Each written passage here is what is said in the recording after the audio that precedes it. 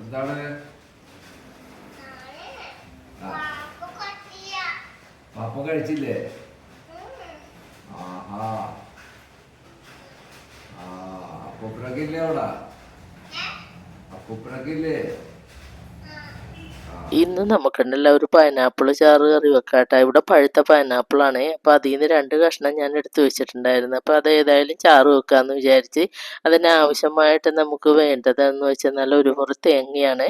അപ്പോൾ അതിനകത്തേക്ക് കുറച്ച് ജീരകം ഇട്ട് കൊടുക്കുക. പിന്നെ ഒരു 3 അല്ലി വെളുത്തുള്ളി അത് നമുക്ക് ഇതിനകത്തേക്ക് ഇട്ട് കൊടുക്കാം. പിന്നെ കുറച്ച് മഞ്ഞൾപ്പൊടി ഇതിനകത്തേക്ക് നമുക്ക് ഇട്ട് കൊടുക്കുക. ഏതായാലും തേങ്ങ അരക്കുമ്പോൾ ഒരു കളർക്ക് വേണ്ടേ.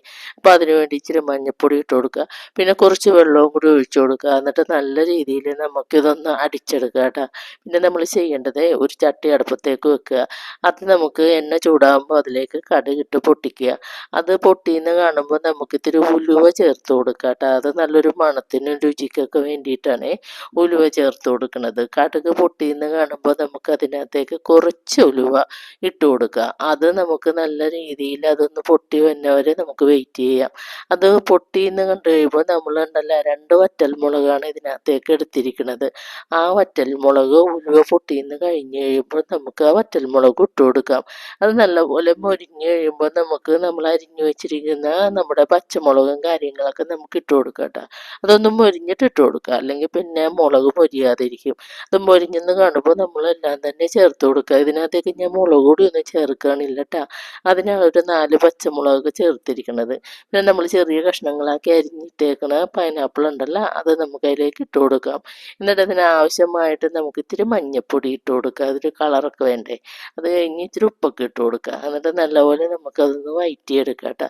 നല്ലപോലെ വന്ന് കാണുമ്പോൾ നമ്മൾ അരച്ച് വെച്ചിരിക്കുന്ന നമ്മുടെ അരപ്പുണ്ടല്ലോ അത് ഇട്ട് കൊടുക്കുക. എന്നിട്ട് നമുക്കതൊന്ന് നല്ലപോലെ ചൂടാക്കിയൊക്കെ എടുക്കുക. അല്ലെങ്കിൽ നമ്മുടെ ആ വെളുത്തുള്ളിയുടെ കുത്തൊക്കെ ഉണ്ടാവില്ലേ, അപ്പോൾ അത് നന്നായിട്ടൊന്ന് ചൂടായെന്ന് കാണുമ്പോൾ അതിനകത്തേക്ക് നമ്മുടെ അരപ്പ് എടുത്തതിൻ്റെ വെള്ളം ഒഴിച്ചു കൊടുക്കുക. എന്നിട്ട് നമുക്ക് നോക്കാം. അത്യാവശ്യം ഭയങ്കര കട്ട പോലെയൊന്നും ഞാൻ എടുക്കാറില്ല കേട്ടോ. ഇച്ചിരി ചാറ് പോലെയൊക്കെ എടുക്കുകയുള്ളൂ. ഭയങ്കര തിക്കായിട്ട് എടുത്താൽ ഇവിടെ വലിയ കാര്യമൊന്നുമില്ല. അതുകൊണ്ട് ഞാനിത്തിരി, നിങ്ങൾക്ക് വേണമെങ്കിൽ എങ്ങനെ വേണമെങ്കിലും എടുക്കാം കേട്ടോ. ഞാനപ്പോൾ ഇത്തിരി ലൂസായിട്ടൊക്കെയാണ് എടുത്തിരിക്കുന്നത്. എന്നിട്ട് അതിനകത്തേക്ക് നമുക്ക് ഒരു ഇത്തിരി പഞ്ചസാര, ഒരുപാട് വേണ്ട, ഇത്തിരി ഇട്ട് കൊടുക്കുക. അതൊരു പ്രത്യേക ടേസ്റ്റ് ഉണ്ടാകാനാണ്. ഇത്തിരി ഉപ്പ് പോരാഴിക ഉണ്ടായി, അപ്പോൾ അതിനകത്തേക്ക് ഇത്തിരി ഉപ്പും കൂടെ ഇട്ട് കൊടുത്തിട്ടാണ്. എന്നിട്ട് നല്ലപോലെ ചൂടായൊക്കെ കഴിഞ്ഞ് കഴിയുമ്പോൾ നമുക്കുണ്ടല്ലോ ഈ ഒരു ചട്ടിയിലേക്ക് ഞാൻ മാറ്റിയായിരുന്നേ, എന്നിട്ട് മൺചട്ടിയിലേക്ക്. എന്നിട്ട് നമ്മുടെ ഈ തൈരുണ്ടല്ലോ, നമ്മൾ ഗ്യാസൊക്കെ ഓഫ് ചെയ്ത് ഒരു 5 മിനിറ്റൊക്കെ കഴിഞ്ഞ് കഴിഞ്ഞപ്പോൾ ഞാൻ തൈര് ഒഴിച്ചു കൊടുത്തായിരുന്നേ. അപ്പം നമ്മുടെ കറിയെല്ലാം റെഡി ആയിട്ടുണ്ട്. കുഞ്ഞാവേ വാ, ദേ അമ്മ ഊണൊക്കെ റെഡിയാക്കി വരൂ.